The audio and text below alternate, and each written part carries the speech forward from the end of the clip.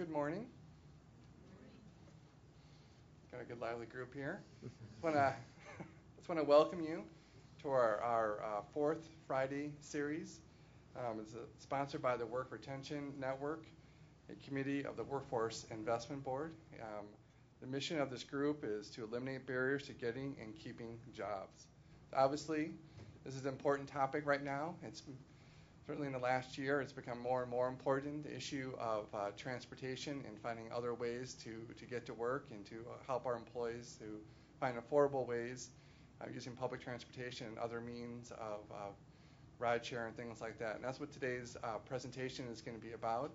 It's going to talk about how we can help and to support transportation for our employees to getting to and from work. And we're actually very fortunate. We have a strong panel of presenters to talk to you about the transportation options both here in Kent and Allegan County. We have Dan Wedge, who's the Transportation Director for Allegan County Transportation. We have Kevin Wisselink, Business Transportation and Public Service Coordinator for the Rapid. And we have David Bulkowski, the Executive Director for Disability Advocates of Kent County. I also want to remind you that the three of them are going to speak first, and then we'll have time for questions and answer afterwards. Also remind you, each of you got a survey after the presentation is over. Just fill out that survey, and that'd be great. And I also was told to remind you, for the folks who've been here before, going out, you don't have to worry about using a passcode.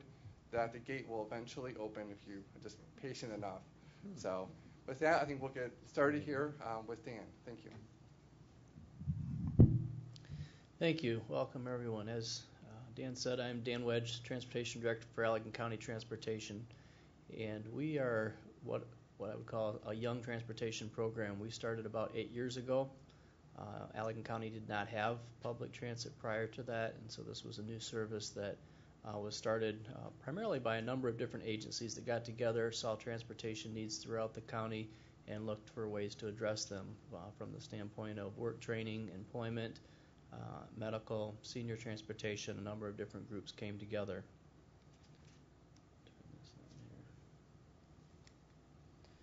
The types of service that we provide are listed there above me. The employment, transportation, medical and health services, taking people to dialysis, senior activities, addressing persons with disabilities, some student transportation, and recreational services.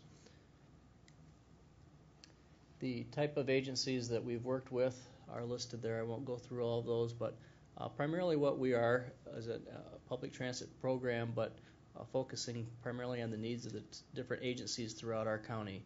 Many of them are the reason that we exist today. They support us. They're the big portion of our funding, along with some state and federal funds. And so we look to meet their needs, and again, that really helps individuals throughout our community.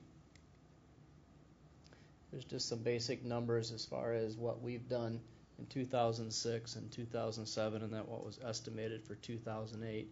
As you can see, we continue to grow each year, and again, that's based on just the demands that different agencies have, and then we do as much general public with that as possible. Some of the projects that we have been working on, they're listed up there, but we have been working on a facility project. Due to the size of our organization, we've outgrown our current facility, and so we've been fortunate enough to receive a grant from the Department of Transportation, which has allowed us to build a new transit facility, which we hope to be done sometime in March. And we feel from that addition to our program, we'll be able to provide better service by having a system that just works more efficiently than we currently are operating. One of the other big features that we've added recently is scheduling software. In the past, we did everything manually. And so the addition of scheduling software has given us the ability to look at different types of routes, become as most efficient as possible, making sure that we're maximizing our vehicles that are out there on the road. It helps us get people to work on time and to just make sure that we're using our resources in the most efficient way. The other piece to that is it allows us to gather data that we've never had before, so that we can see some of the trends. We can see where our clients are. We've been able to, with assistance from our GIS department, actually map out where the majority of the employment trips are, as well as medical, and we can break them down by category and take a look at what our county's needs are and where those different people are going.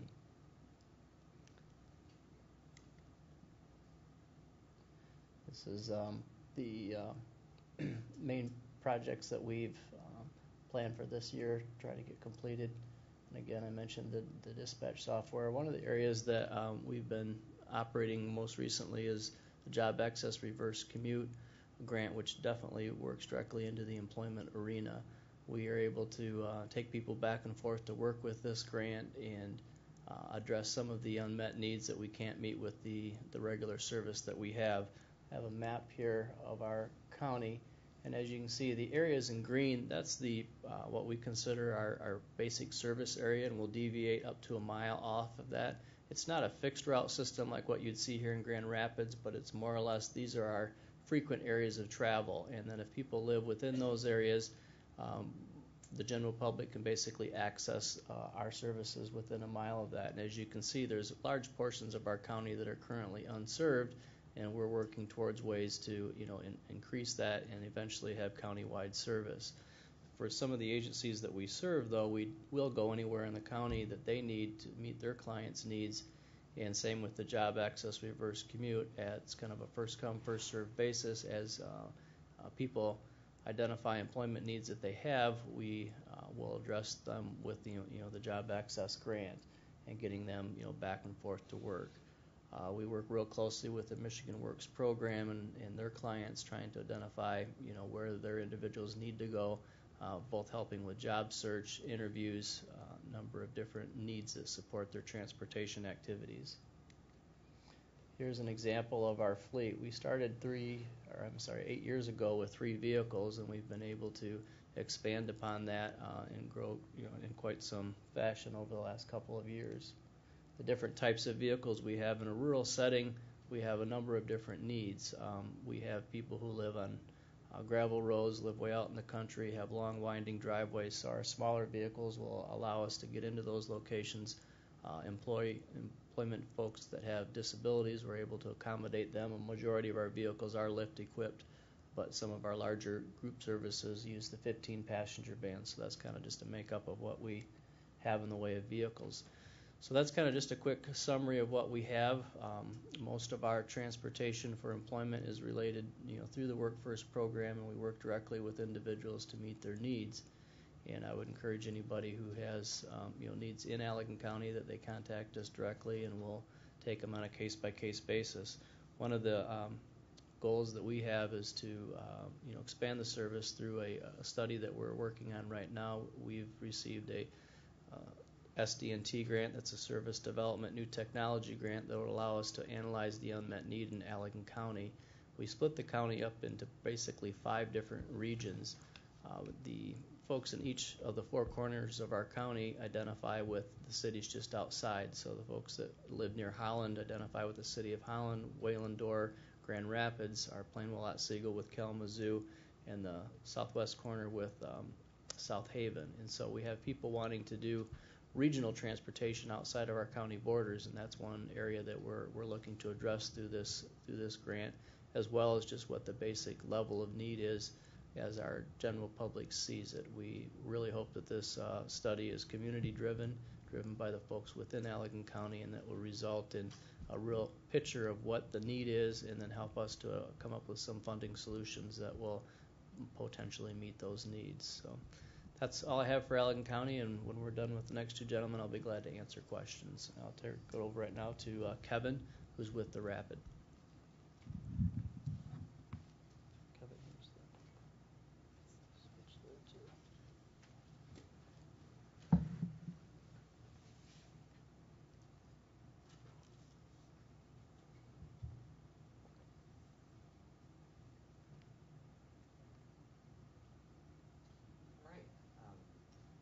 For having me here this morning.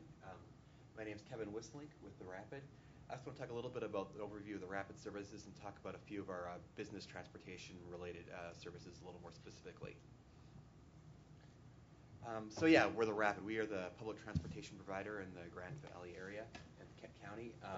our primary service is the fixed route, the big bus system that travels within the 6 cities that make up our core service area, and those are East Grand Rapids, Granville, Kentwood, Walker, and Wyoming. So you can see we have service throughout these areas and into a few of the surrounding townships as well. Pleased that we actually have a new route, the Route 18, which is just in the northwest of downtown, that started up on August 25th as part of the service enhancements, as part of the successful millage we had last year. We were also able to roll out a number of improvements, such as frequency improvements, longer hours for some routes, set weekend service for some routes, just to make our service that much more usable for our passengers. We also provide a number of other services, including Go Bus service, which is door-to-door service for people with disabilities who cannot use the fixed route system, and seniors, and other transportation options to provide as much service as we can given the limited resources that we have. We've had a dramatic, I'd say, improvement in the level of service. You look back about 8 years ago, right about the time that Allegan was formed. We also formed the Rapid from the old Grata. Before the Rapid, we didn't have evening or weekend service. Since then, we've steadily improved our service, and the result you can see is a dramatic increase in ridership over the past decade or so. Looking back to 1995, we were running about 3.5 million passengers. This year, we're projected to go just about 9 million or so, plus or minus, depending on how the final months go. And this year especially, just with the gas prices and such, the interest in and demand for public and transportation services has just gone through the roof. The problems we have now almost is more one of capacity than anything else. But there's a very large, throughout the country, but even more here, there's a large resurgence in public transportation services. I want to talk about a couple of our business transportation services. The first one is called Green Ride. This is a service that we provide through our website. It's an online carpool matching service. Basically, the way it works is someone can go to our website, go to the carpool links, and they log in. They say where they are, where they need to be, and the times they need to make that daily commute, and the days they need to make it. And then this program will actually pre-select people that have a similar commute pattern to what you have. So it's kind of like putting a message, like on a board, like what you're trying to look for a carpool partner, but instead it'll kind of pre-select who actually might be able to share a ride with you. You can then generate an email to the people that have a similar commute to you, and it's up to you to see if you can match rides together. It's been a very popular service, as you see, and another thing we offer with this is kind of employer versions of this, which has also become very popular. What this is various employers in the area, which are listed here, are either have adopted or adopting their own version of this, where they provide their own service to their own employees. So it's the same basic service, but like for Meijer, for example, it would only be Meijer employees using the service. Some employers or employees are kind of nervous just doing carpool matching with anyone, but this lets them kind of pre-select that it's only going to be their own fellow employees they're going to be matching with. This is a small cost involved, and it allows customizability for the employer. Gives them a very cheap and easy to implement carpool option and rideshare option for their employees. You can see the registrations have just skyrocketed in the past about half a year or so with the rising gas prices. The level of interest in this program has gone up dramatically. As you can see, for the first while, this is a monthly monthly registration report on the Green Ride site. You can see over the past about half year, we've had just dramatic increases in it. I thought it might slow down a bit, but it's actually even accelerating. So once again, people are really interested in this region and looking for transportation options other than the single occupied vehicle. And this is one of the ones that we can provide. The next thing I want to talk about is our van pool program, or the Rapid Van program. This is another program that's had a dramatic increase in interest over the past couple of years. The basic way the program works is we provide a minivan to a group of commuters that have a similar commute. They pay a monthly fee, which right now is $500 a month for commutes of 60 miles or less one way, $700 for more than 60 miles one way. And then the commuters get to use that for their daily commute. They drive it. They're certified to be drivers. They go through a background screening process. But then we provide the maintenance, the insurance, the gas, basically all the costs associated with that. So they're just paying the monthly fee split up amongst the van pool members. We run 7-passenger minivans, and so the van pools are between 4 and 6 people. Right now we have 23 operating and expanding back up to 28. We had a number of them actually that ended recently because we had a number going to the GM plant in Wyoming on 36th Street, and that's scaled back operations, had a number of early retirements. So we've had a number of vans going back, so we're kind of reprocessing them and expanding others. Unfortunately, the problem we have with this program now is a long waiting list. especially right around May and June. Once again, we get a whole bunch of registrants for this, so we're trying to move it through as quickly as possible. But if you're interested in investigating a van pool for your company or for your employees, I'd be happy to talk with you and see what options we can look at for you for this. And once again, the vehicles are owned by the Rapid, but they're actually operated by the van pool members. You can see the ridership's been a little erratic over time. We thought we'd have more, but given the vehicles that came back for some of the van pools, we're kind of getting those reprocessed and back out in the community again to go back up to 28 vehicles. So I imagine we'll see more miles saved in the end. But you do see substantial return for your dollars with this. A lot of people, the single-occupied vehicles, once began to be taken off the road through this program. One thing, other program I'd like to highlight is a new program we've entered on with Spectrum Health. Basically, about a year ago, we started a pilot program where Spectrum Health provided free bus passes to all their employees, or basically, but with their employee ID badge, they can get a free ride on the Rapid. And then the Spectrum pays a monthly cost to allow their employees to do that. It was a pilot program between October and March of last year, and we both thought it was a very successful program, so it's now being implemented as a year-to-year contract that we're operating with Spectrum. Especially with Spectrum Health, their locations are very much on bus routes, and it's worked very well for them, especially to help alleviate the parking problem that they have as well. But it's something we envision continuing with them.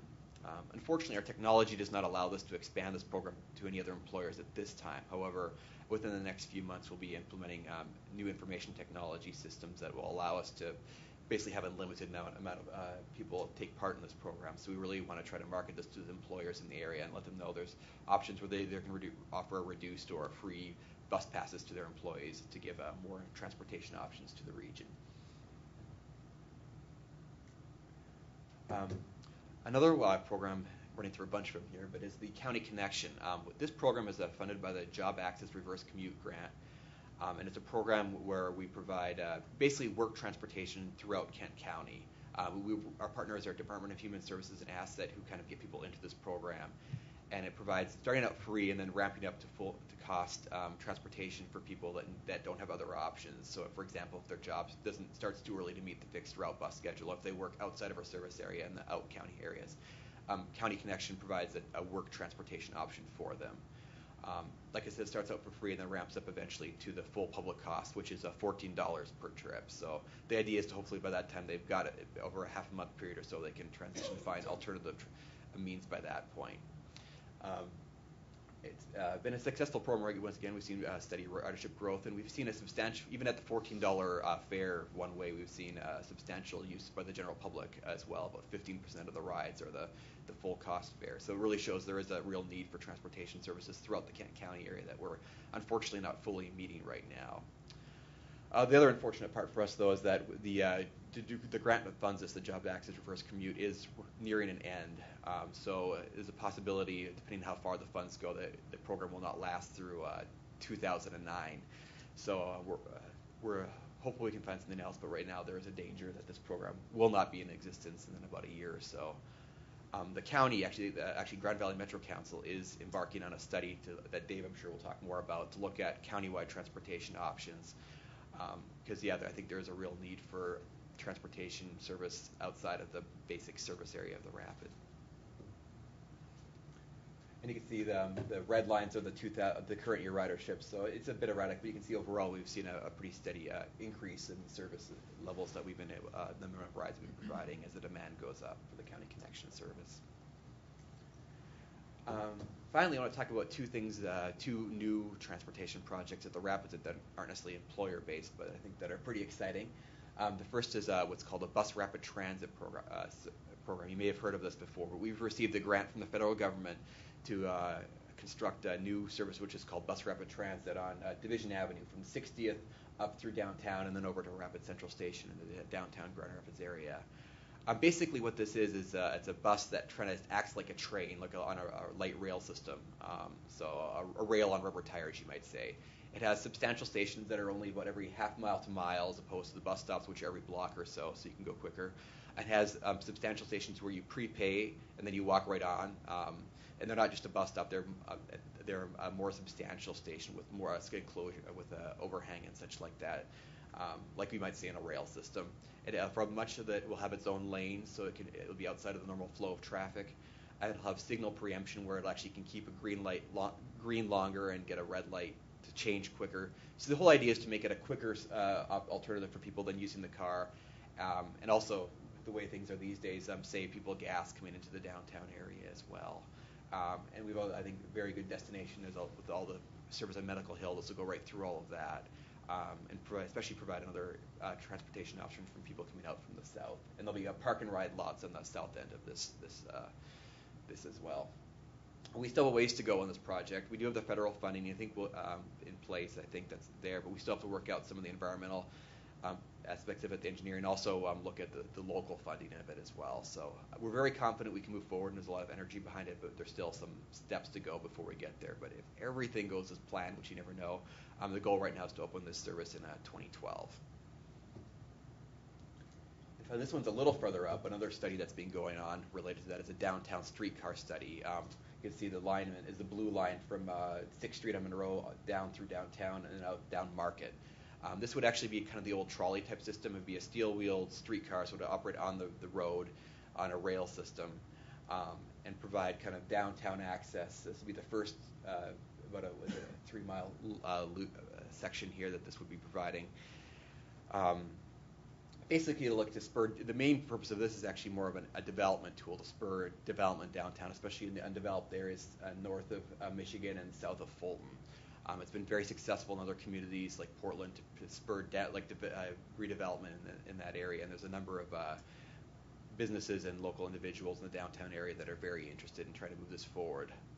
We're much earlier along in this, and the funding for this would be more of a private-based funding. It wouldn't be the same system-wide thing like the bus rapid transit, but looking at see what local downtown, Grand Rapids downtown businesses and individuals can do to contribute towards this, and see how we can move forward with that. So this is much more theoretical, but there's a lot of energy around this one too, so you maybe hear more about the streetcar system as we move along as well. So that's my summary. I'd be happy to take any questions after Dave's presentation. Thank you for your time. Could you go back to the BRT map? Oh, sure. Just leave it there. Yeah, eventually I'll start talking about that. Thanks. Again, my name is Dave Bulkowski, and I'm with Disability Advocates of Kent County. And we own no buses, we own no vans, we own no cars. So what am I doing here on a Friday morning in the middle of the panel? To steal some other people's, or at least borrow from their own taglines. We don't make the buses, we don't drive the buses, but we make them better. We as disability advocates. For those who don't know us, we are primarily people with disabilities working to help people with disabilities access the services that are out there and navigate through the services that are out there. And then we also work on the policy side to help make the services better, as well as make more of the services, because there's a lot of good services out there that are wholly and woefully underfunded, kind of like Allegan Transportation and the Rapid, but we'll get to that in a moment. As it relates to our more direct work that we do, the first handout that I brought with me is the newest edition of the Kent County Healthcare Transportation Resource Directory. There's a box of them outside. So if you would like to take more copies back for your office, coworkers, clients, definitely grab as many as you'd like, because the more you take, the less I have to carry out back to my car. And if you would like more, you can either contact me. I'm at Disability Advocates, of course, 949-1100, or dave.b@dakc.us, and I say that mainly for the people in the TV audience who will be watching this in the future, that you can get copies of these while they're still available. Huge thanks go out to the Kent County Health Department. A lot of great work has happened because of the number 42. 42. That's not a bus route, and I don't even know what player on the Lions number 42, so we can't blame him. But 42 is the percent of pregnant women with Medicaid health care or Medicaid insurance 42% of pregnant women with Medicaid identified transportation as their primary barrier to getting the prenatal care they need. And of course, many of us know that Kent County has infant mortality rates that rival third world nations. Slightly embarrassing for us in our community, and it's of course even worse for people of color, which again is not a good thing. And so a bunch of healthcare people got around the table and said, we got to do something, because the second barrier was 1/3 that amount. And then of course there are many other barriers identified. So by far the number one barrier was transportation. So people said, we got to do something. And so the second logo on the front page is for the Emergency Needs Task Force, and a transportation committee was created underneath that task force, and we've been meeting for about 6 years now. And the first edition of this came out probably, 3 or 4 years ago, Kevin? More than that, maybe. Maybe more. But it took us a while, of course, to get this out. The challenge, of course, is once you print something, it's immediately out of date because it might list the Rapids fare schedule in here, and the fares will increase next Wednesday, primarily due to the price of gas and diesel that they pay, like the rest of us. But this directory, in addition to the great thanks to the health department, which paid for the printing, and their leadership on this, and the Emergency Needs Task Force, this actually has all the transportation options in the county, from the Rapid to the American Red Cross to senior neighbors to cab companies to ambulance companies. So it's called healthcare, but it's really everything. And so again, as I was mentioning to Dan beforehand, whose bread I eat, whose song I sing. So we are giving our praise to the health department because their dollars helped bring this together. But it really was a lot of folks around the table at the Emergency Needs Task Force Transportation Subcommittee, ENTF for short, and we like the acronyms because they're short.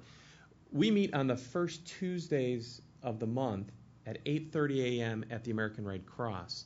So if you're interested in getting involved with other primarily healthcare providers and other social service agencies, we gather again first Tuesday, 8:30 a.m. at the American Red Cross.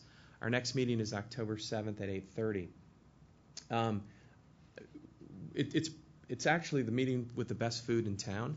I'm not joking at all. Sue Sefton, who's also with the health department, usually bakes something and brings a little fruit, and it's just great. And we have a lot of fun talking about not only working together and how do we make it better, but then also policy issues and the like, usually out of there by 10 o'clock.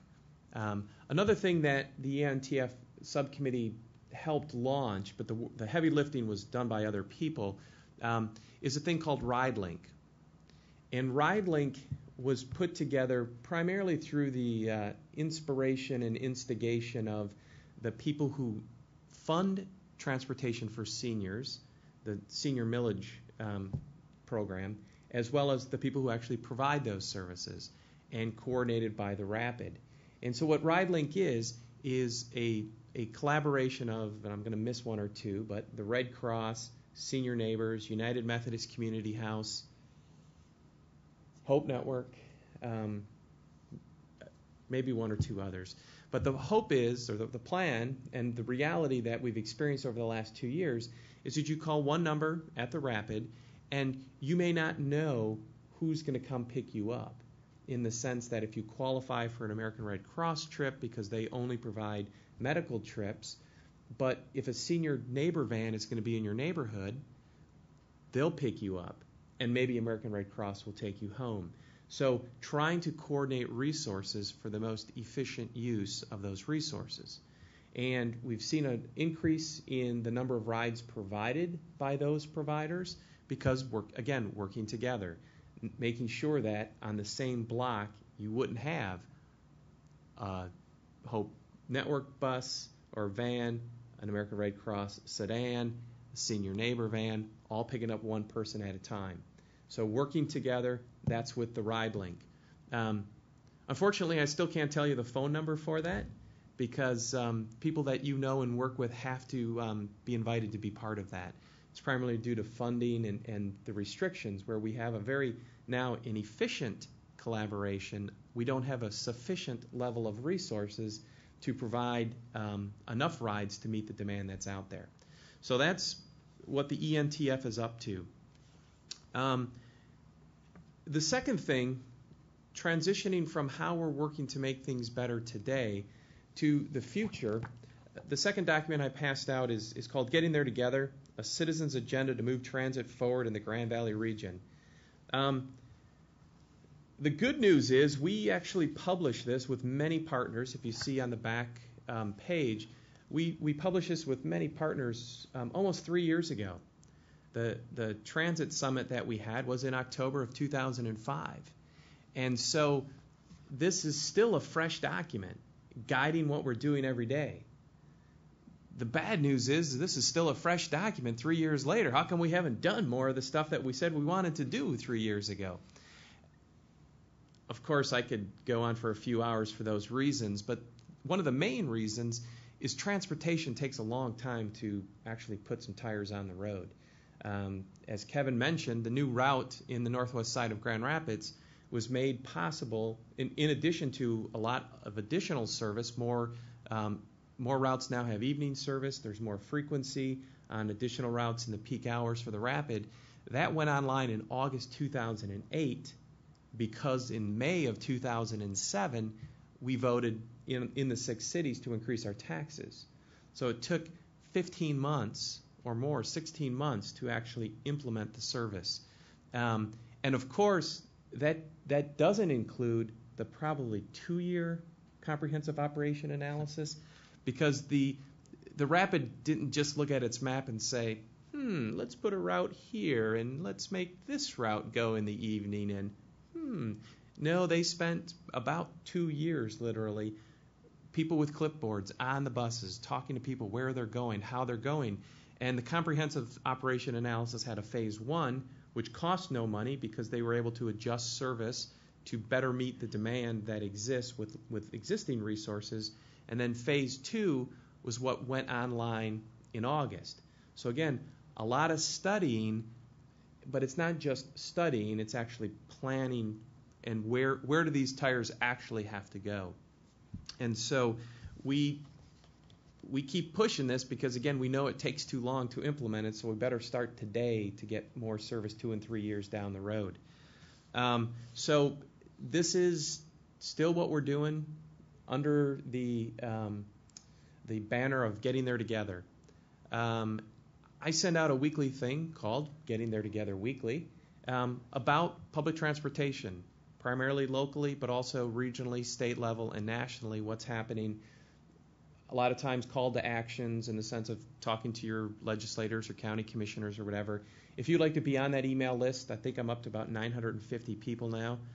So if you ever send me an email and accidentally, copy 20 people, I might borrow the other 19. It's not quite as bad as those email spammers out there, but I borrow other people's emails, and if anybody ever says, take me off your list, Dave, I do, but that's how we've gotten up to 950, and we continue to grow. So again, if you'd like to get that, it's just once a week, maybe once or twice extra when we actually have a millage campaign, but just keeping people informed in what you can do to help move things forward.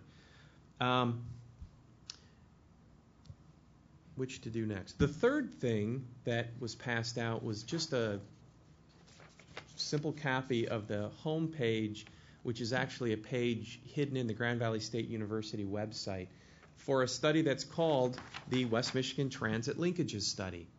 I tried to print the map, but of course you love it when you hit that internet site and then it comes up and says, we can't open that for you, and so I tried, and it just would have been a beautiful map of Ottawa County. Ottawa County's kind of like a box with that lake shore there. And what the linkages study is back to the SDNT dollars that the state administers, that Dan mentioned is funding their study in Allegan County. This is a study in Ottawa County of simply how to link the existing systems in Holland, Grand Haven, Muskegon, and Grand Rapids through Grand Valley. And so on Monday night, the Ottawa County Planning Commission will be approving the selection of their consultant, and the study's going to kick off in earnest. And the sad truth is you may literally be able to get from here at Grand Rapids Community College to Grand Haven to enjoy the sunset before you're able to get to Rockford or Lowell by mainline bus. Because this study is kicking off, and it's only looking at how to connect these dots on a map. Also throwing in the potential of a park and ride in Coopersville and Hudsonville. So how to connect these systems. And a lot of this was due to the impetus of Grand Valley State University. The most used bus route today is from Allendale to the DeVos campus.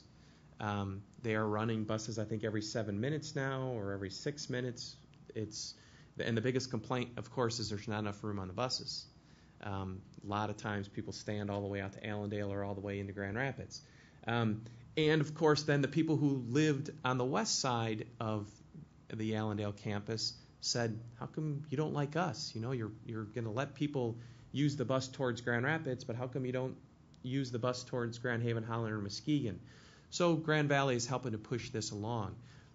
There definitely will be opportunities for public hearings and comments as this rolls forward, so you'll be able to talk about, again, you could have a great opportunity to work at a company called Herman Miller or Hayworth in the Holland area, but you can't get there from literally here, at least not in a convenient way. So that's what the linkages is hoped to do.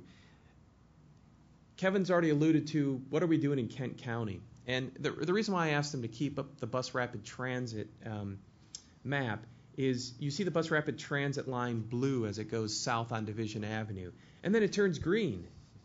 Does that mean because we're saving more carbon when we hit 60th Street? You know, our carbon footprint goes down and we're green and we're sustainable? No, it means that's a future potential expansion because we all, unfortunately, live in a world with mythical boundaries. You know, our service dollars can only be in Kent County or only in this city or this township, and the rapid dollars is only in the 6 cities that Kevin mentioned. And so the bus rapid transit ends at 60th Street right now, its current plans. It will be very, well, I won't say very, again, because it takes so long, there's nothing very easy about expanding service, but it'll be relatively easy to expand service those 2 additional miles to 68th Street and then 76th Street when the rest of the county starts to participate more with the rapid. You know, currently there are a lot of individual contracts. You can get into Alpine Township. There's some service. There's a little bit of service into Cascade on mainline bus. There's different levels of GO bus contracts with Byron, Gaines, Ada, Cascade, and Alpine Townships. But that's where the rapid ends. And if you live outside of the 6 cities, you might be in a North Kent service area. But North Kent Transit literally rations rides. You cannot use North Kent Transit more than 20 times a month. So if you work full-time and you either choose not to drive or cannot drive, you can only go to work 10 days of the month. Work that out with your boss as best you can. But North Kent Transit is out there, and they're doing the best they can with an extremely limited budget. That's why they had to ration the rides. The Metro Council has in the pipeline another one of those SDNT grants of $150,000. The Rapid has $110,000 of its planning money set aside, and right now they're trying to figure out if $260,000 is enough to not just study the need, because again, we know there's a need. The Rapid keeps statistics when people call and they say, hey, I want to work in the Burger King on Plainfield Avenue. And they say, sorry, the bus stops at 4 Mile Road or just shy of 4 Mile Road. And the Rapid marks a person wanted to go there. Well, the person doesn't, if that's, let's say, Monday of next week, the person doesn't call on Tuesday and say, hey, I need to go to Plainfield Avenue and work at the Burger King. You know, they call once, they realize there isn't service, and they're going to stop calling. But to really, the key part of this study or the two key parts, is first to really identify and quantify where that need is. And then once that happens, because again, we all know there's a need, especially in employment outside of the 6 cities. There's a lot of employment, and there's a lot of healthcare providers in that first ring of townships. And when you say healthcare providers, you say jobs, because there's patients and there's providers. And not every one of the providers is a doctor. So not everyone's making 6 figures that works there. At least I don't even know what those statistics would be, and I'm not even going to guess. But I'm guessing there's more people making $10 an hour than $250,000 a year. Just a hunch. So in those opportunities outside of the 6 cities, we know people want to get there, people have to get there. And so then that second part will be how best to do that. And if I were king of Kent County, I'm trying to get my name on the ballot to be king of Kent County, but I don't know how to do that. There would be extension of some main line. So the 28th Street route should go all the way to the village of Cascade, and Division should go all the way down to 76th Street. But then what kind of express service? So we look at linkages between Grand Rapids and Grand Haven, Grand Rapids and Holland. What about Grand Rapids and Rockford and Grand Rapids and Lowell? True story, when we were working on the millage last April and May, last being 2007, we got the endorsement of the Grand Rapids Association of Realtors and the Commercial Alliance of Realtors. And after I made that presentation, I'm walking out of the room, and this woman that came up to about my chin about threw me into the corner and said, I need a bus from Lowell to Woodland Mall, because it costs more for a family to put their kid in a car and pay for gas, insurance, and the car itself. And this was way back in April of 2007 when gas was like free. Now when gas is $4 an hour, imagine the cost. But it costs more for that kid to drive to Woodland Mall than they're going to actually make at Woodland Mall. So the parents, I'll give you $250 to mow the lawn every day, as opposed to pay $300 to get you back and forth to Woodland Mall a month. I mean, because cars are expensive. We miss that. It's a reverse commute as well. How can people get to opportunities in Lowell, Rockford, those surrounding places? And so this really is an employment issue for us.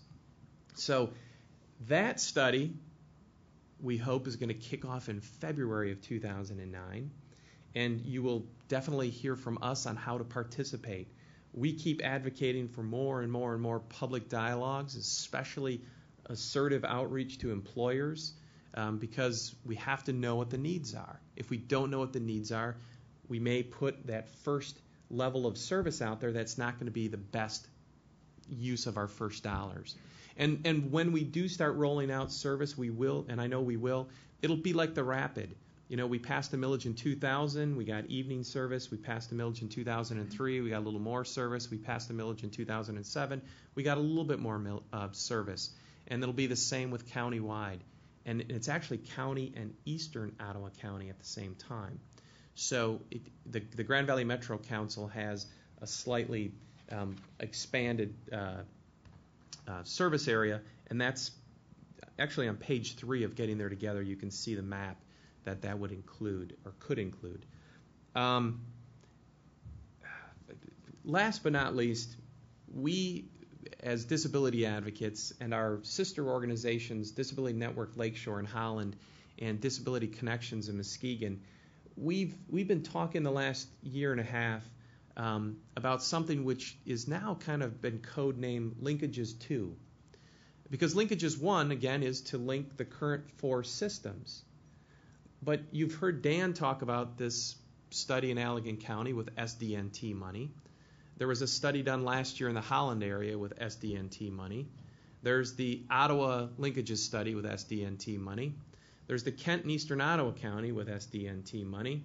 There's actually another study being done in Georgetown Township with SDNT money, and I think there's a one in Hudsonville being done with SDNT money. So there's a lot of studying going on.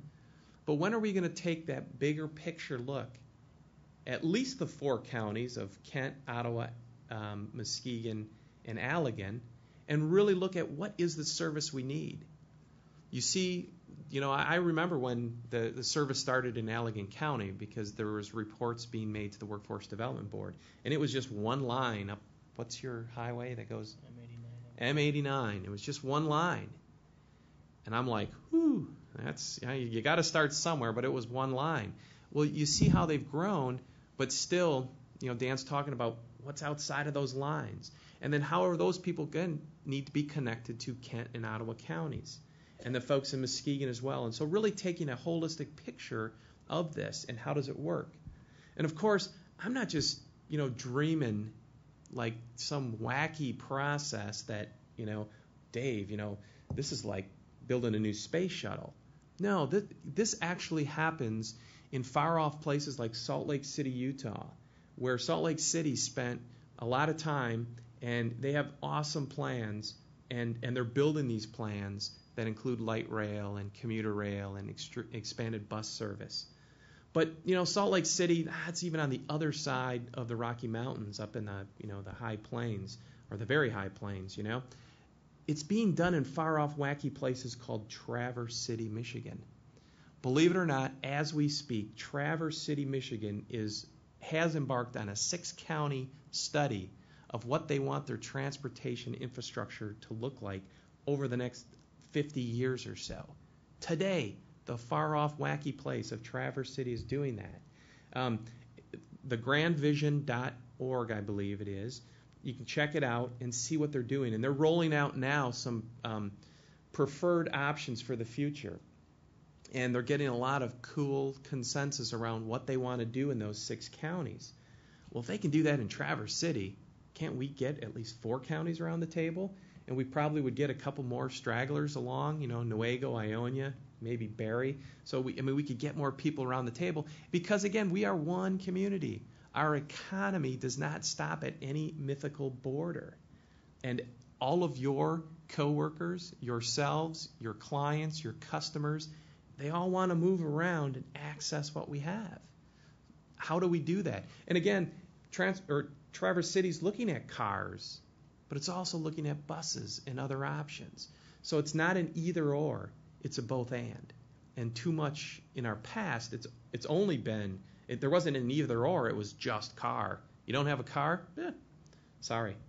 So we're moving forward, good things are happening. I talk too much, but I could even go on longer. So if you want to get on Getting There Together Weekly, again, give me your card or email address. And again, most of my coworkers barely read it, so if you get it and delete it, I don't even know, I just know I sent it to 950 people later today. Just don't be laughing at me out there. But it's true. I just have fun writing it, and a few people have fun reading it, and getting more of us informed and engaged. I think that's all I want to say, at least for now. I want to thank our panelists for presentation. Very important topic given as we've mentioned, the gas prices, and we have some good options here, and looks like we have some good things developing into the future. So we want to open this up for questions. If anyone has questions for the panelists on what's currently happening in transportation in the counties, or what are some thoughts about what will be happening into the future, or how to get involved, or anything around issues of transportation that you like to ask and always wanted to ask but never could find the right forum to ask it. Well, here's your time to try that. I do. This is directed towards Kevin for the Rapid. Many of the employees that I deal with start at 6 in the morning. Mm-hmm. Rapid starts running at 6:30. It depends on the route. Some are before 6, but yeah, they actually get there by 6 could be difficult. Okay. Is it any time in the future that you foresee them starting a bit earlier? We have no specific plans. We're always looking for ways to improve and expand our transportation options. So nothing immediate, but we're always looking to provide those types of solutions. Get involved in the county-wide study. That's really going to be the next opportunity. And also, the Rapid is, when are you going to kick off your long-range planning process? I don't know. But that's going to be happening in the relative soon future. And so, again, anytime there's an opportunity, you have to either most, if not all, of these opportunities will have at least an email or a website that you can go and make a comment, pick up the phone, show up. Showing up is always the best, but again, there are other opportunities. But if you're not there saying it and saying it often, you know, y'all know it. Yeah, I mean, you got to say it. I don't know how many hundreds of times for it to sink in. I'm just going to leave it at that. So. You had a question over there. Probably for Kevin, you mentioned the green ride, and walk me through because I have not been on your website. Is it real easy to get to, and I'm going on ridetheRapid.org? Could you repeat the question because Right, there's yeah. the camera. Someone was asking how they can access the Green Ride carpool matching service. If you go to www.ridetheRapid.org, and then on the side there's a car and van pooling link, just click on that and then follow the carpooling links, and it'll take you right there. And I mean, you could set up your account in like about 2 or 3 minutes. You can enter everything in and have your matches back, and then it comes back with a map that shows your route and then a location of the other potential matches, approximately where they live. One thing about it, we give us just as much information as necessary, so it doesn't even give an address. It just gives you an approximate location, and then it's up to you to make that contact and go from there. Yeah. This question is for Dan Allegan. You said you have a transportation system that, how long would it take the person who requests transportation to get an answer whether they accept it or deny? And then how soon does it start after that? How much is it going to be? It's a good question. Depending on where the individual lives, that map that I had up there earlier, if they live within that service area, it's more likely that we would be able to, meet that need. Most generally, if it's an employment type trip that's going to be on a weekly basis, we can usually tell them within a day or two whether that's going to work, for a regular basis. Now, if it's a one-time trip, I'm going to work tomorrow, my car doesn't work. Most all of our service is scheduled the day prior, so a 24-hour advance notice, and we would be able to give them an answer, that day. If it's something they want to set up on a continual basis every day of the week, then that can vary depending on, again, where they live, and it's first come, first served. So if we have openings within the job access section, we put them into that. Once you're on and you're going to work, then you're in there. You'll make it every day. Once you opt out of that service, we put somebody else into that position and fill it. So it's a kind of a revolving door type of situation for the employment access. The cost for all of our employment transportation, as well as the general public, is $2 for adults. It's half price for seniors and persons with a disability, and children 5 to 12. Also, we do provide service to daycare. So if you have a job, if it's within 10 miles of either where you live or where you work, you can get access for daycare, and we do not charge a separate charge to stop at the daycare. That's part of that initial fee. Any other questions? And this is directed again to Kevin with Rapid. In one of the graphs, there was a substantial increase in amount of rides or ridership numbers. Do you include students in that? Yeah, that's all our ridership, so including Grand Valley State University and the schools, yes. You know the percentage of students compared to the other riders? Breakdown of that? Sure. I'm not exactly. I think Grand Valley makes about a fifth of our ridership overall. Their students, and then other student types. I think that's somewhere in the neighborhood of. I couldn't tell you for sure, but 10 to 15% of our ridership are used as student fares. Yeah, I was curious on how Grand Rapids Public Schools work that again. Yeah, they're about maybe somewhere around 10% of our ridership. I think. I'm not 100% sure, but I'm pretty sure it's in that range at least. Yeah, not to say that I read Kevin's board packet more than he does, but the GRPS rides have been pretty flat through the years, primarily due to enrollment in GRPS has been flat. But then the ridership increases have been across the board. Yeah.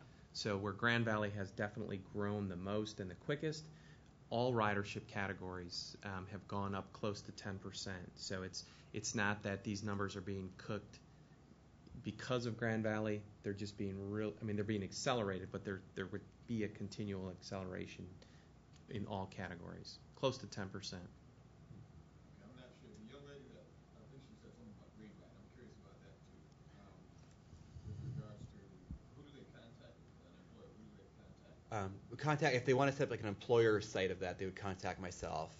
Just call the Rapid and ask for Kevin Wisselink, or I can talk to you and give you my number afterwards as well. That number is? Well, that's 616-456-7514. For the employer-based system, there is a setup fee. It's like initial $3,500 first year, and then a $2,000 on an annual basis to maintain it. And that provides you all the technical support and marketing assistance. So to get your own employer version, it costs that. For the just the general public, there is no fee for someone to use the service. That's available to everyone. Okay. I know I've seen Steelcase and Mm-hmm. Myers and a few Yep. other different companies up there. On average, how many employees do they usually have riding? It's tough to say for sure. I mean, see how many matches that you get, and then it makes a difference about how well you market it to your employees. But I think like a good employer, I think they get maybe 10 to 15% of their employees actually signed up at least. So there's a pretty good penetration that way. And like for example, I've talked to the Amway folks who have it, and they put designated like actual spots for people carpooling, and they're all full. So it's definitely being used. One thing to add to that, the Rapid also will do that coordination for any employers in Allegan County as well. It's they Kent. cover, Yeah, sorry. They cover a bigger area than just Kent County. Yeah, Kent, Ottawa, and Allegan counties. Thanks. Right. Sure. This question is for Kevin. Kevin, you said the rate is due to increase very soon. What about agency who buys the tickets in bulk? Are they returning those tickets in addition to, or are they going to use? The old tickets bought will be valid still, so those will still be fine. But then any subsequent tickets, it's basically a 15% increase across the board as of October 1st. So subsequent tickets you buy will go up, but the old tickets will still be valid. So buy a lot of tickets on Tuesday. Turn the camera off. Buy a lot of tickets on Tuesday. Save money. All right, we have a few more moments. Any other questions for the panel? Yeah, just a couple more. Well, it's hammer time. That's Yeah, right. that's right. I heard a lot of information about studies and a lot of money tossed around with studies and whatnot. Yep. How does this affect the average person who can't afford to, like you said, drive to work every day, but yet maybe can't afford to spend top dollar on the bus route as well? So how does all that, and especially with the increase going, next week?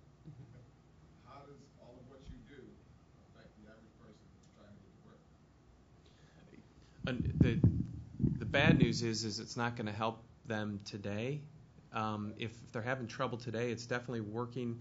There are different programs out there to help get at least some initial bus tickets, like when Kevin talked about the county connections, that a person can get connected for at least 90 days, I believe it is, of subsidized rides, and then that subsidy ends. A month-long pass is what, Like $42. $42 is the new rate. So to come up with $42 as opposed to a car note and insurance and gas, it's not even a tank of gas, $42. Unfortunately, though, the hard part is, can you live as free and as connected life as you want on our current level of service? If you have to go to the store and the laundromat, how much time does it take for you to get there by bus? Because we keep building a world that sprawls too much. So again, in the short term, it's not working. If you got to make what we have as best as possible. The long term, though, is if they can find a half hour or an hour to show up to one of those public meetings or pick up the phone and harass their have a dialogue with their county commissioner and say, what are you doing for me? Here is my need.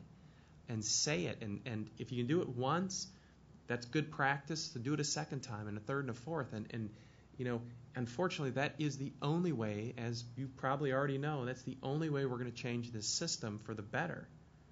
And it is moving. Unfortunately, again, it takes way too long for this new stuff to come on board. So it's 32% of the folks last week, the chambers of commerce of all over West Michigan had this big event down at the DeVos Place. And with all of their polling, when they asked the question, how do we keep the young generation here? The second place vote was create a regional transit system. 32% of the people in that room, 32% of our business leaders said we need to build a regional transportation system. The first place was just funding, but I think that has also to do with transit too, and that's a whole other hour-long conversation. But our business leaders are with us on this issue. We just got to continue people to demand better from each other, because that's what we are as government, is just each other. Again, short term is bad news, long term it becomes good news the more we work together. I'll get off my soapbox. I just want to thank everyone for coming today. Oh, you have more questions? One more. I should have known. Just one more. Going back to the 42% pregnant women. Yep. And you said the primary barrier was prenatal care? Well, it was transportation. To get to the prenatal. Yep, Medicaid will pay for it, but if you can't get there. What are the two of you, as far as collaboration goes, what are you doing as agencies, as separate entities? What are you doing to make that work, to make it better? Well, the first thing really is this transportation directory, so people know what's out there to get people to care. Right now, the RideLink, the reason why we were able to start with senior citizens is because there was that pot of money with the Kent County senior millage dollars. We are now beginning to talk extremely seriously about now to get to Medicaid clients and other low-income folks who may have insurance to get to the needed care. So how do we expand RideLink for that next pool of potential riders that a mainline service wouldn't work for them? Again, this is most of the service provided by the RideLink providers is within the service area of the Rapid. But if you're 8 months pregnant, you're not walking a half mile to the bus stop to rumble down to Spectrum Health and one of their clinics or St. Mary's, but with some door-to-door service. So again, we are looking at that. The folks at the health department have not let us forget that, but it was an accident of funding. There continues to be a good amount of money for senior transportation through the Kent County Senior Millage, but it's dealing with Medicaid and its reimbursements. In fact, we just helped fight off a change in the Medicaid rules where they were going to either eliminate or make optional transportation for Medicaid HMOs. And so, to make a bad situation worse. So again, we continue to work. If you know people with stories, that's the most important thing we have is people telling stories. Because 42% is relatively meaningless. Sounds like a lot, but there's a great little book, How to Lie with Statistics. I think, a bucket full of statistics is outweighed by one really good story told by a great storyteller to his or her county commissioner or city commissioner or state representative, and told often. These people want to do good things for us, but if we don't tell them what we need them to do for us, they won't. So, yeah. All right, well, thank you. Roddy, am I done now? We're good? All right, I just want to thank you all for coming. And you have an evaluation form. Please fill it out. And if you could put it on the table and leave it there, that'd be great. And also on your way out, pick up additional pamphlets and information that David brought regarding the transportation. And I know the panelists will be around for a little bit if you have any more questions or you want to talk more about transportation. I'm sure they'd be more than happy to do that, at least for a few more moments. There's still some food left, so take some food with you or bring it home back to your staff or coworkers. Donuts. And again, thank you for coming. And remember, no code going out. All right, No code. All right. All right. Good seeing you.